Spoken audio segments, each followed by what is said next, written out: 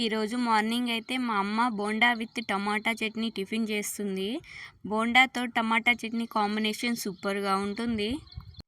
దీనికోసం ముందుగా ప్యాన్లో ఆయిల్ పోసుకొని ఒక 5 చిల్లీస్ కట్ చేసి వేసుకోవాలి. అవి కొంచెం వేగాక వెల్లిపాయలు 5-6 యాడ్ చేసుకోవాలి. వెల్లిపాయలు కూడా వేగాక దాన్ని పక్కకు తీసుకోవాలి. అదే ప్యాన్లో 6-7 టమాటాలు, కొత్తిమీర, కొద్దిగా చింతపండు యాడ్ చేసుకొని కొంచెం సాల్ట్ వేసుకొని కొద్దిగా పసుపు వేసుకొని బాగా ఉడకనివ్వాలి. టమాటా చట్నీ అయితే మా అమ్మ సూపర్గా చేస్తుందండి. ఒకసారి ఇది ట్రై చేసి చూడండి. టమాటాలు ఉడికాక మిక్సీ జార్లో వేసుకొని మిక్సీ పట్టుకోవాలి.